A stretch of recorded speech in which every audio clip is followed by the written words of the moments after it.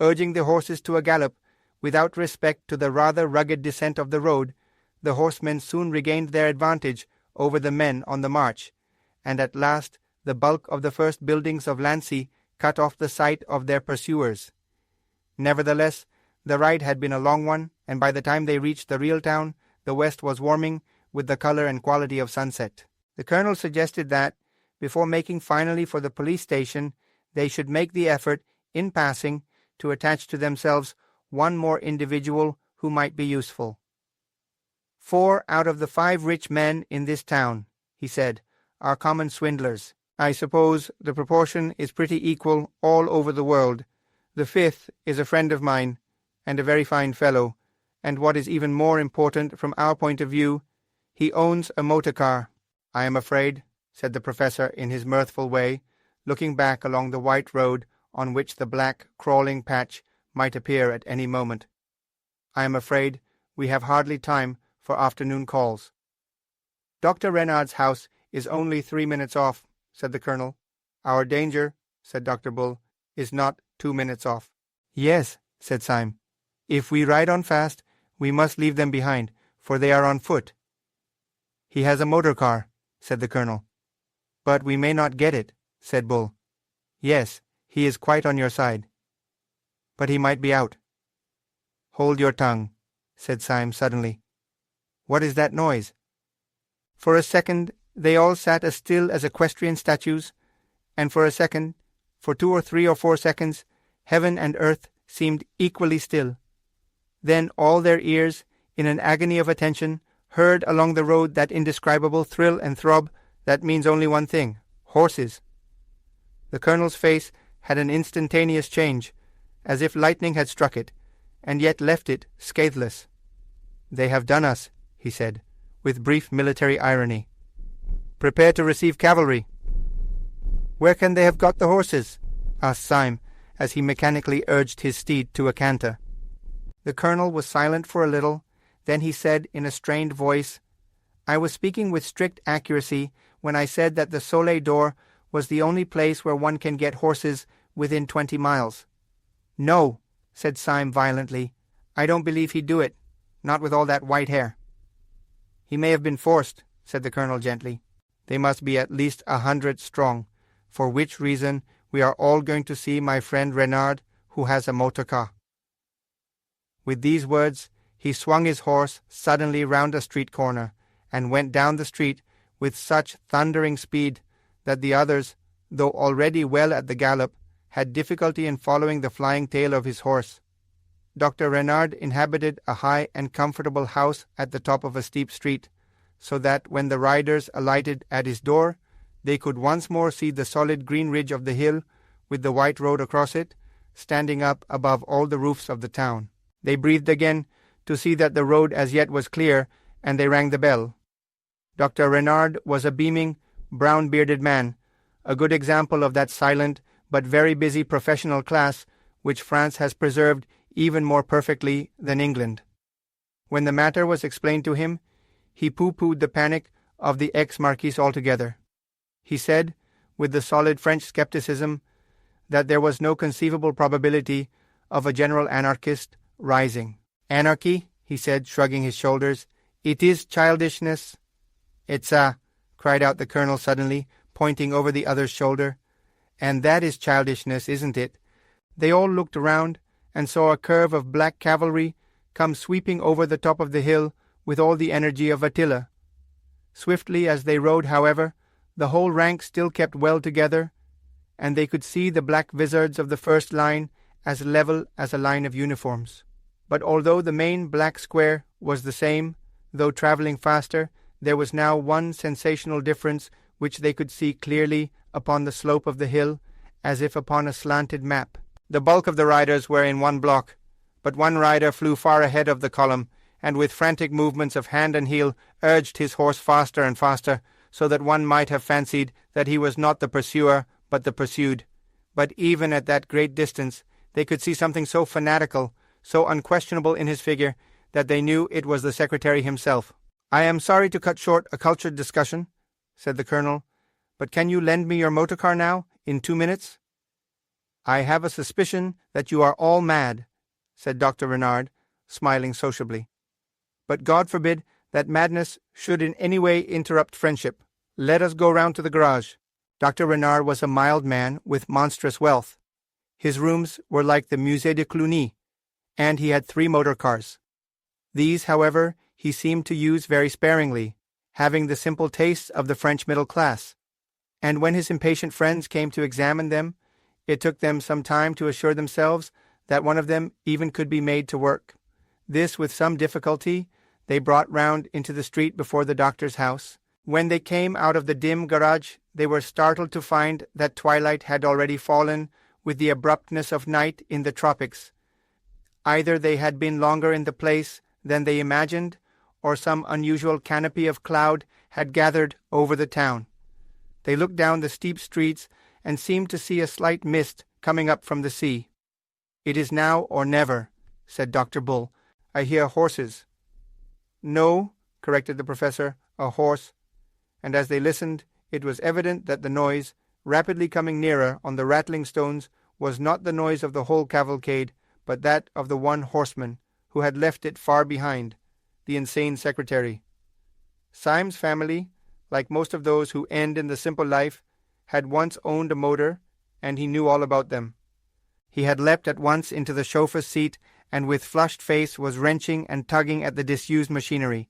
He bent his strength upon one handle, and then said quite quietly, "I am afraid it's no go." As he spoke, there swept round the corner a man rigid on his rushing horse with the rush and rigidity of an arrow. He had a smile that thrust out his chin as if it were dislocated. He swept alongside of the stationary car, into which its company had crowded, and laid his hand on the front. It was the secretary, and his mouth went quite straight in the solemnity of triumph. Syme was leaning hard upon the steering wheel, and there was no sound but the rumble of the other pursuers riding into the town. Then there came quite suddenly a scream of scraping iron, and the car leapt forward. It plucked the secretary clean out of his saddle, as a knife is whipped out of its sheath, trailed him kicking terribly for 20 yards, and left him flung flat upon the road, far in front of his frightened horse. As the car took the corner of the street with a splendid curve, they could just see the other anarchists filling the street and raising their fallen leader. "I can't understand why it has grown so dark," said the professor at last in a low voice. "Going to be a storm, I think," said Dr. Bull. "I say, it's a pity we haven't got a light on this car, if only to see by." "We have," said the colonel, and from the floor of the car he fished up a heavy, old-fashioned carved iron lantern with a light inside it. It was obviously an antique, and it would seem as if its original use had been in some way semi-religious, for there was a rude moulding of a cross upon one of its sides. "Where on earth did you get that?" asked the professor. "I got it where I got the car," answered the colonel, chuckling, "from my best friend. While our friend here was fighting with the steering wheel, I ran up the front steps of the house and spoke to Renard, who was standing in his own porch, you will remember. "I suppose," I said, "there's no time to get a lamp." He looked up, blinking amiably at the beautiful arched ceiling of his own front hall. From this was suspended by chains of exquisite ironwork this lantern, one of the 100 treasures of his treasure house. By sheer force he tore the lamp out of his own ceiling, shattering the painted panels and bringing down 2 blue vases with his violence. Then he handed me the iron lantern, and I put it in the car. Was I not right when I said that Dr. Renard was worth knowing? "You were," said Syme seriously, and hung the heavy lantern over the front. There was a certain allegory of their whole position in the contrast between the modern automobile and its strange ecclesiastical lamp. Hitherto they had passed through the quietest part of the town, meeting at most 1 or 2 pedestrians who could give them no hint of the peace or the hostility of the place. Now, however, the windows in the houses began one by one to be lit up, giving a greater sense of habitation and humanity. Dr. Bull turned to the new detective who had led their flight and permitted himself one of his natural and friendly smiles. "These lights make one feel more cheerful." Inspector Ratcliffe drew his brows together. There is only one set of lights that make me more cheerful, he said, and they are those lights of the police station which I can see beyond the town. Please God we may be there in 10 minutes. Then all Bull's boiling good sense and optimism broke suddenly out of him. Oh, this is all raving nonsense, he cried. If you really think that ordinary people in ordinary houses are anarchists, you must be madder than an anarchist yourself.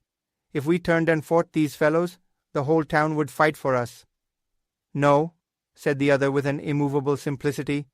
The whole town would fight for them. We shall see. While they were speaking, the professor had leant forward with sudden excitement. What is that noise? He said. Oh, the horses behind us, I suppose, said the colonel. I thought we had got clear of them. The horses behind us? No, said the professor. It is not horses, and it is not behind us. Almost as he spoke, across the end of the street before them, two shining and rattling shapes shot past. They were gone almost in a flash, but everyone could see that they were motor cars, and the professor stood up with a pale face and swore that they were the other two motor cars from Dr. Renard's garage. I tell you, they were his, he repeated, with wild eyes, and they were full of men in masks. Absurd, said the colonel angrily. Dr. Renard would never give them his cars. He may have been forced, said Ratcliffe quietly. The whole town is on their side. You still believe that? Asked the colonel incredulously. You will all believe it soon, said the other with a hopeless calm. There was a puzzled pause for some little time, and then the colonel began again abruptly. No, I can't believe it. The thing is nonsense. The plain people of a peaceable French town. He was cut short by a bang and a blaze of light, which seemed close to his eyes. As the car sped on, it left a floating patch of white smoke behind it, and Syme had heard a shot shriek past his ear. My God, said the colonel, someone has shot at us. It need not interrupt conversation, said the gloomy Ratcliffe. Pray resume your remarks, colonel. You were talking, I think, about the plain people of a peaceable French town. The staring colonel was long past minding satire. He rolled his eyes all round the street. It is extraordinary, he said. Most extraordinary. A fastidious person, said Syme, might even call it unpleasant. However, I suppose those lights out in the field beyond this street are the gendarmerie. We shall soon get there. No, said Inspector Ratcliffe, we shall never get there. He had been standing up and looking keenly ahead of him.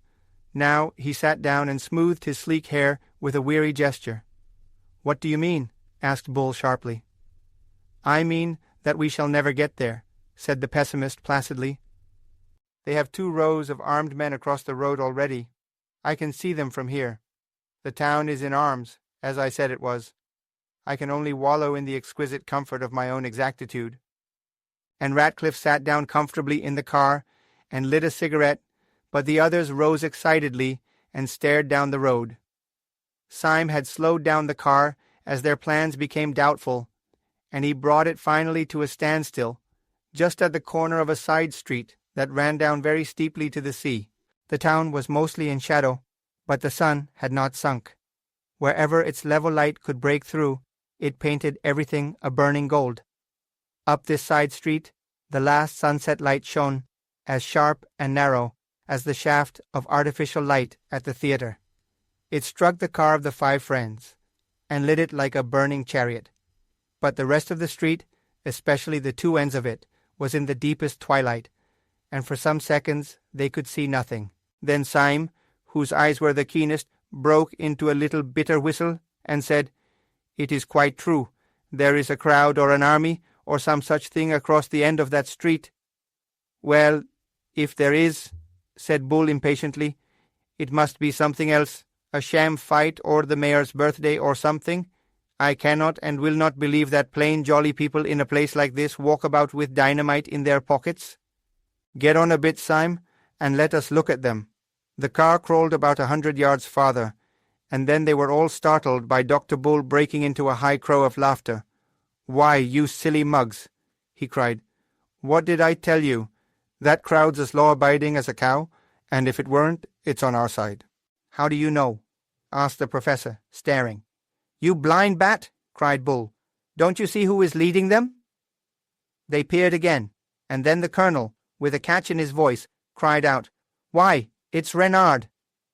There was, indeed, a rank of dim figures running across the road, and they could not be clearly seen. But far enough in front to catch the accident of the evening light was stalking up and down the unmistakable Dr. Renard in a white hat, stroking his long brown beard, and holding a revolver in his left hand. "What a fool I've been!" exclaimed the colonel. "Of course, the dear old boy has turned out to help us." Dr. Bull was bubbling over with laughter, swinging the sword in his hand as carelessly as a cane. He jumped out of the car and ran across the intervening space, calling out, "Dr. Renard! Dr. Renard!" An instant after, Syme thought his own eyes had gone mad in his head. For the philanthropic, Dr. Renard had deliberately raised his revolver and fired twice at Bull, so that the shots rang down the road. Almost at the same second, as the puff of white cloud went up from this atrocious explosion, a long puff of white cloud went up also from the cigarette of the cynical Ratcliffe. Like all the rest, he turned a little pale, but he smiled. Dr. Bull, at whom the bullets had been fired, just missing his scalp, stood quite still in the middle of the road without a sign of fear, and then turned very slowly and crawled back to the car and climbed in with 2 holes through his hat. "Well," said the cigarette smoker slowly, "what do you think now?" "I think," said Dr. Bull with precision, "that I am lying in bed at number 217 Peabody Buildings, and that I shall soon wake up with a jump, or if that's not it, I think that I am sitting in a small cushioned cell in Hanwell, and that the doctor can't make much of my case. But if you want to know what I don't think, I'll tell you. I don't think what you think. I don't think, and I never shall think, that the mass of ordinary men are a pack of dirty modern thinkers. No, sir, I'm a Democrat, and I still don't believe that Sunday could convert one average navvy or counter-jumper. No, I may be mad, but humanity isn't." Syme turned his bright blue eyes on Bull with an earnestness which he did not commonly make clear. "You are a very fine fellow," he said. "You can believe in a sanity which is not merely your sanity, and you're right enough about humanity, about peasants, and people like that jolly old innkeeper, but you're not right about Renard. I suspected him from the first. He's rationalistic, and what's worse, he's rich. When duty and religion are really destroyed, it will be by the rich." "They are really destroyed now," said the man with a cigarette, and rose with his hands in his pockets. "The devils are coming on." The men in the motor car looked anxiously in the direction of his dreamy gaze, and they saw that the whole regiment at the end of the road was advancing upon them, Dr. Renard marching furiously in front, his beard flying in the breeze. The colonel sprang out of the car with an intolerant exclamation. "Gentlemen," he cried, "the thing is incredible. It must be a practical joke. If you knew Renard, as I do, it's like calling Queen Victoria a dynamiter.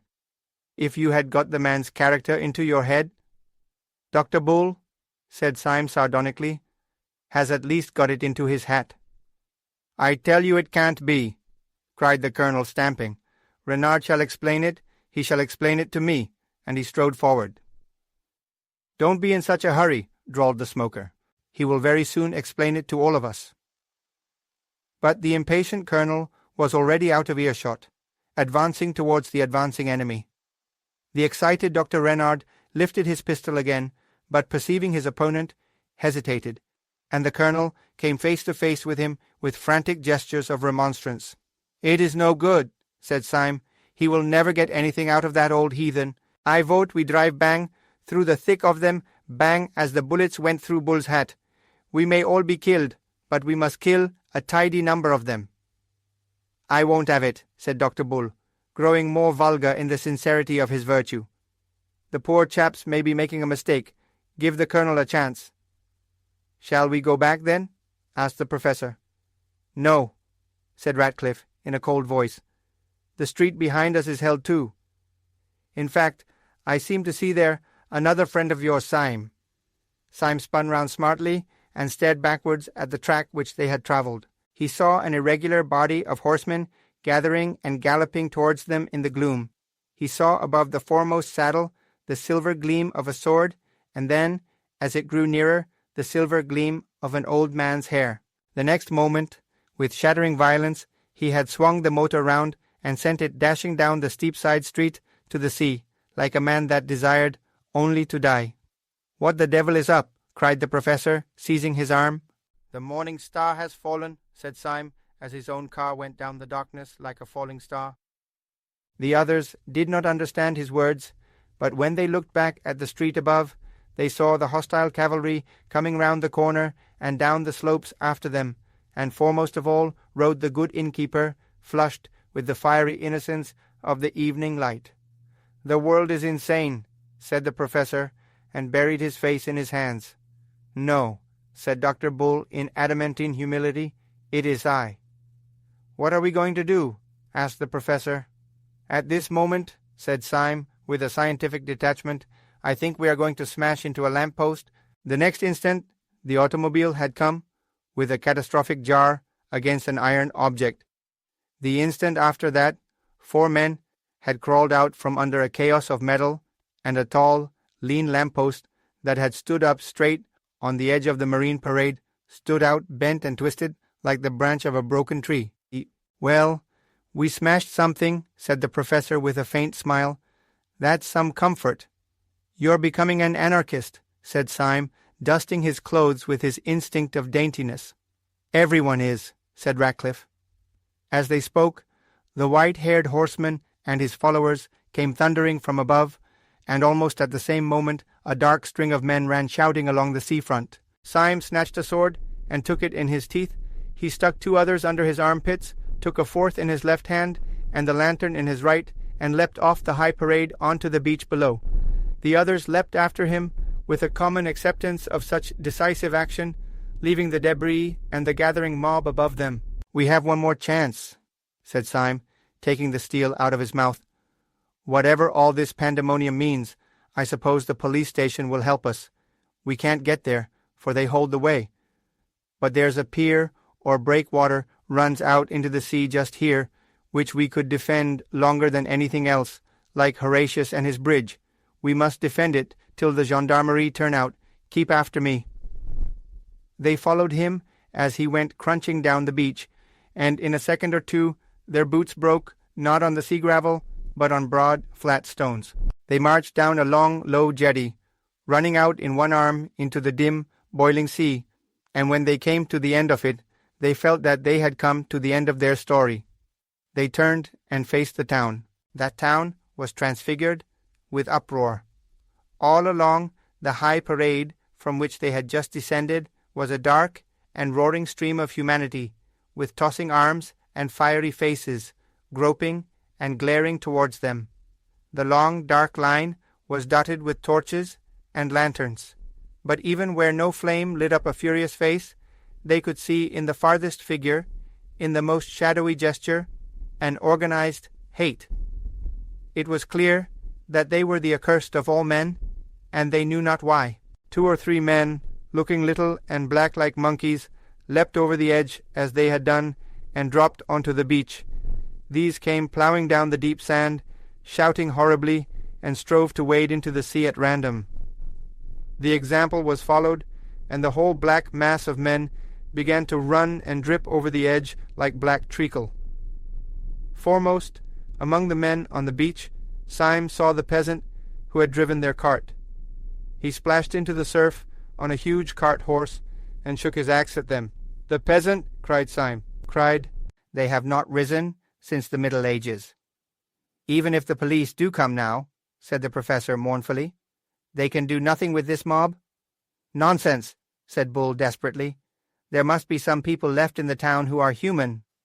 "No," said the hopeless inspector, "the human being will soon be extinct. We are the last of mankind." "It may be," said the professor absently. Then he added in his dreamy voice, "What is all that at the end of the Dunciad? Nor public flame, nor private, dares to shine, nor human light is left, nor glimpse divine. Lo, thy dread empire, chaos is restored, light dies before thine uncreating word. Thy hand, great anarch, lets the curtain fall, and universal darkness buries all." "Stop!" cried Bull suddenly. "The gendarmes are out. The low lights of the police station were indeed blotted and broken with hurrying figures, and they heard through the darkness the clash and jingle of a disciplined cavalry. "They are charging the mob," cried Bull in ecstasy or alarm. "No," said Syme. "They are formed along the parade." "They have unslung their carbines," cried Bull, dancing with excitement. "Yes," said Ratcliffe, "and they are going to fire on us."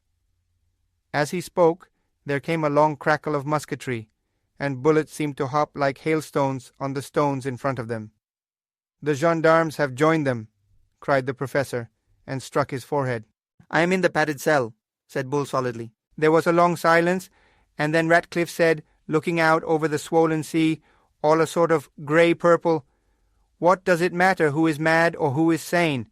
We shall all be dead soon." Syme turned to him and said, "You are quite hopeless, then?" Mr. Ratcliffe kept a stony silence. Then at last he said quietly, "No, oddly enough, I am not quite hopeless. There is one insane little hope that I cannot get out of my mind. The power of this whole planet is against us, yet I cannot help wondering whether this one silly little hope is hopeless yet." "In what or whom is your hope?" asked Syme with curiosity. "In a man I never saw," said the other, looking at the leaden sea. "I know what you mean," said Syme in a low voice. "The man in the dark room. But Sunday must have killed him by now." "Perhaps," said the other steadily, "but if so, he was the only man whom Sunday found it hard to kill." "I heard what you said," said the professor, with his back turned. "I also am holding hard on to the thing I never saw." All of a sudden Syme, who was standing as if blind with introspective thought, swung round and cried out, like a man waking from sleep, "Where is the Colonel? I thought he was with us." "The Colonel? Yes," cried Bull. "Where on earth is the Colonel?" "He went to speak to Renard," said the professor. "We cannot leave him among all those beasts," cried Syme. "Let us die like gentlemen if—" "Do not pity the Colonel," said Ratcliffe, with a pale sneer. "He is extremely comfortable. He is—" "No, no, no," cried Syme in a kind of frenzy. "Not the Colonel too. I will never believe it." "Will you believe your eyes?" asked the other, and pointed to the beach. Many of their pursuers had waded into the water, shaking their fists, but the sea was rough, and they could not reach the pier. 2 or 3 figures, however, stood on the beginning of the stone footway, and seemed to be cautiously advancing down it. The glare of a chance lantern lit up the faces of the 2 foremost. One face wore a black half-mask, and under it the mouth was twisting about in such a madness of nerves that the black tuft of beard wriggled round and round like a restless living thing. The other was the red face and white moustache of Colonel Ducroix. They were in earnest consultation. "Yes, he is gone too," said the professor, and sat down on a stone.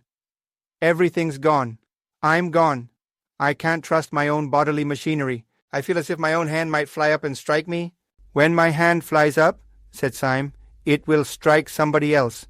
And he strode along the pier towards the Colonel, the sword in one hand and the lantern in the other. As if to destroy the last hope or doubt, the Colonel, who saw him coming, pointed his revolver at him and fired. The shot missed Syme, but struck his sword, breaking it short at the hilt. Syme rushed on and swung the iron lantern above his head. "Judas before Herod," he said, and struck the Colonel down upon the stones. Then he turned to the secretary, whose frightful mouth was almost foaming now, and held the lamp high with so rigid and arresting a gesture that the man was, as it were, frozen for a moment and forced to hear. "Do you see this lantern?" cried Syme in a terrible voice. "Do you see the cross carved on it and the flame inside? You did not make it. You did not light it. Better men than you, men who could believe and obey, twisted the entrails of iron and preserved the legend of fire. There is not a street you walk on, there is not a thread you wear, that was not made as this lantern was, by denying your philosophy of dirt and rats. You can make nothing. You can only destroy. You will destroy mankind. You will destroy the world. Let that suffice you. Yet this one old Christian lantern you shall not destroy. It shall go where your empire of apes will never have the wit to find it. He struck the secretary once with the lantern so that he staggered, and then, whirling it twice round his head, sent it flying far out to sea, where it flared like a roaring rocket and fell. "Swords!" shouted Syme, turning his flaming face to the three behind him. "Let us charge these dogs, for our time has come to die." His three companions came after him sword in hand. Syme's sword was broken, but he rent a bludgeon from the fist of a fisherman, flinging him down. In a moment they would have flung themselves upon the face of the mob and perished, when an interruption came. The secretary, ever since Syme's speech, had stood with his hand to his stricken head, as if dazed. Now he suddenly pulled off his black mask. The pale face thus peeled in the lamplight revealed not so much rage as astonishment. He put up his hand with an anxious authority. "There is some mistake," he said. "Mr. Syme, I hardly think you understand your position. I arrest you in the name of the law." "Of the law?" said Syme, and dropped his stick. "Certainly," said the secretary. "I am a detective from Scotland Yard," and he took a small blue card from his pocket. "And what do you suppose we are?" asked the professor, and threw up his arms. "You," said the secretary stiffly, "are, as I know for a fact, members of the Supreme Anarchist Council. Disguised as one of you, Dr. Bull tossed his sword into the sea. "There never was any Supreme Anarchist Council," he said. "We were all a lot of silly policemen looking at each other, and all these nice people who have been peppering us with shot thought we were the dynamiters. I knew I couldn't be wrong about the mob," he said, beaming over the enormous multitude which stretched away to the distance on both sides. "Vulgar people are never mad. I'm vulgar myself, and I know. I'm now going on shore to stand a drink to everybody here."